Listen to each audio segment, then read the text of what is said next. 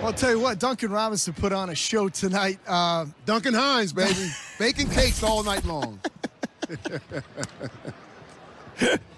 Yeah, something like that. 7 of 10 from deep from Duncan Robinson tonight.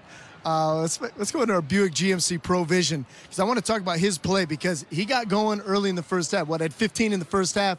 Then was kind of bottled up there, through the third quarter, but then able to turn it on before falling out. As he mentioned, he's got to clean that up a little bit. But he is a hawk out there, and I thought his three-point shooting, his ability to spread the floor was huge tonight. You hit the nail right on the head, Johnny. His three-point shooting ability opened up so many other driving lanes for his teammates, and we saw them take advantage of that. Duncan Robinson got hot early, and I like his movement. Most of the time he's going to be a standstill shooter, gets that one to go down, but for the most part tonight, he caught the ball on the move. Here's a clear example of it right there. Gets that one off the nice down screen, moving without the ball. Shoots this one over 2 defenders, 2 contested hands, but still his focus to make baskets tonight was at an all-time high.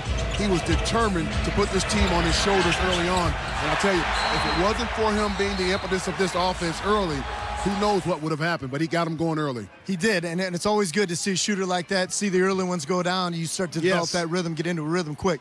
Look, as good as Duncan Robinson was tonight, he was special. There's a lot of guys that were special. Nobody more so than B-Ball Paul. Paul Reed was 2 points off a career high. He had season high in points, season high in rebounds.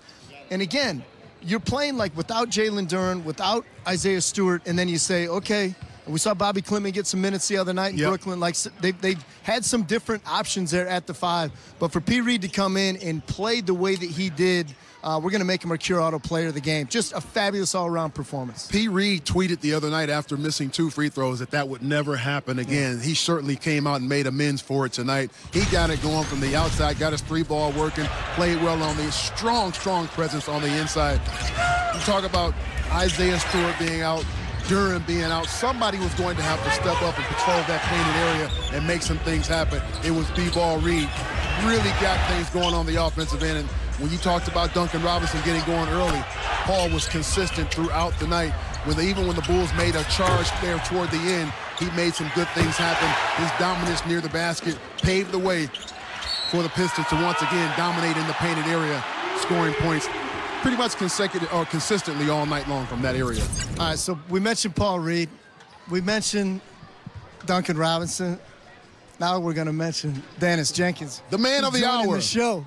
Dennis, what a week, man. This has been an incredible week for you guys. Man, unbelievable. Unbelievable, right? Unbelievable. But we got to believe it. Yeah. Because that's 8 in a row. You guys still sit atop the Eastern Conference. I know you always wear a smile on your face. I know your confidence is there. How cool is it just to be a part of something like this, to feel the gym the way that it is right now? Yeah, I think it's very special for me. Just coming in after the season they had last year and just watching them do something special last year, I was just itching to contribute, get on that court. But it was just amazing to watch and see. But this year, I really feel like I'm a part of it, and it's just a blessing for me, honestly. You had 10 assists tonight. We saw you score the ball on Monday. We know you can do that. Mm-hmm. Was it a conscious effort knowing that Cade was out that you were going to come in and try to be more of a distributor? Most definitely. They all just encouraged me, the whole team. They know the work I put in. They know how I prepare myself for these moments. And they just told me to go out and be me. And that's all I tried to do. Let's get to our Xfinity highlights. You can get hydrated if you need to over here. We're bringing water bottles out on the set for our man right here. Double-double tonight. Again, the 18 points, the 10 assists. But the highlight reel that you provided here tonight, just coming off the heels of what you were able to do on Monday night, it just seems like you're playing in a rhythm. I know as I mentioned before, I know your belief is always there, but you able to find your teammates and elevate their game as well has been special to watch. Yeah, I appreciate that. That pass, driving forward, and then the spin to hit somebody at the top of the key. Was that calculated, or you just hoped that he would be there? No, I knew he was there. B-ball always going to pop. My man want to shoot that jump shot, so I told him we're going to figure it out tonight. And no matter how many times it takes, but we're going to keep talking through it, and we're going to get that pick and roll down tonight. That's what I told him. How special is this group? Because you mentioned how together you guys are on the floor and off the floor. Mm-hmm. How does that translate when we see what we, as fans, what we see on the court? Man, I think tonight, it just should tell everybody, what we're about. We just try to come in and do our jobs and pick up our brothers that's down right now. That's all we try to do, and we try to do it to the best of our abilities. And, I mean, that to me, like I said, that should tell you everything. somebody fall down, okay, we got you. We're going to hold it down for you till you get back.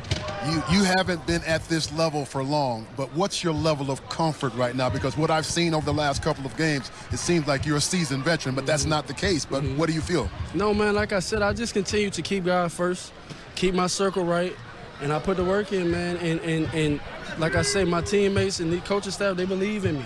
So they telling me to go out there and be me, so why not? Why not me? Why not? I love it. I know I was talking the other day to Jamel McMillan, your coach with the Motor City Cruise, and he couldn't stop singing your praises. I saw the other day after you had your career night here, Rick Pitino said, that's my guy, Dennis Jenkins. Yeah. When you start thinking about your basketball journey, the places you've been, like, what has it been like as far as the reception that you've gotten from the likes of, like, Pitino and your former coaches, former players that are so proud of what you've been able to accomplish? Yeah, I think like I always say, I'm always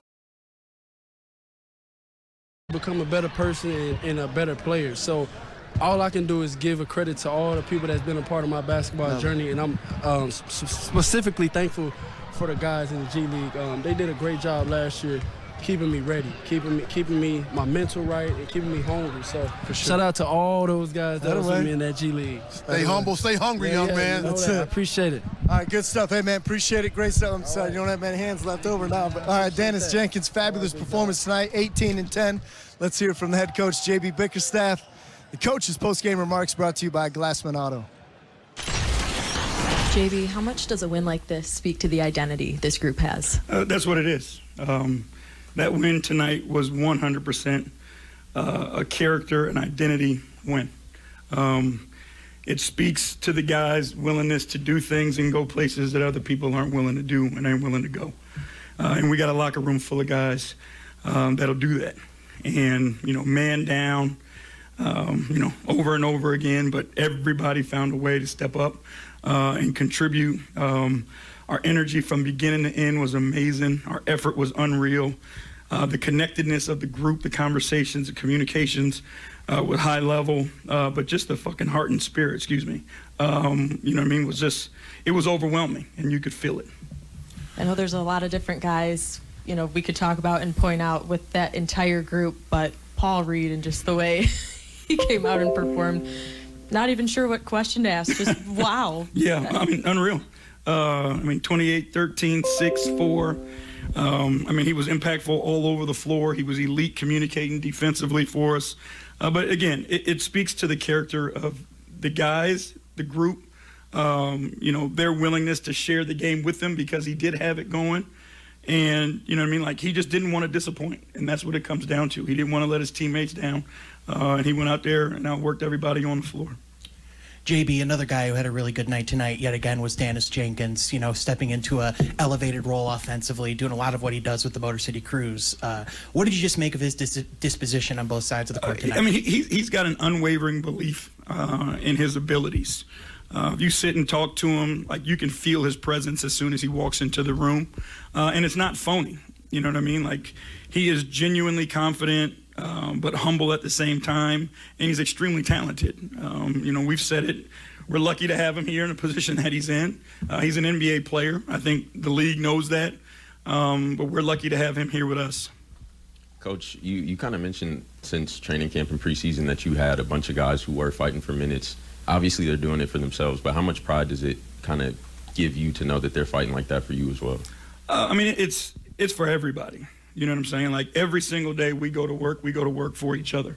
And that's the type of environment that we wanted to create here. We wanted to find people who believed in that as well. There is not a selfish bone in that locker room, on that staff, in this building. Everyone that's here is here doing something for somebody else, and that's the only thing that matters. And those are the type of people we'll continue to bring in. But that's the only thing, that we care about is, how do I do it for whoever's next to me and whoever's with me? And, our guys buy into it, they believe it, and, our staff tries to reciprocate that. Coach, you had a win like this last year. I think it was against the Sixers on ESPN where it was 3, main starters out. I know you like to defer to, being humble and for the team, but is there any part of you that, kind of looks and embraces that as a challenge of, obviously you're not expecting to come lose, but is there any kind of internal feeling of okay, watch this, with your back against the wall because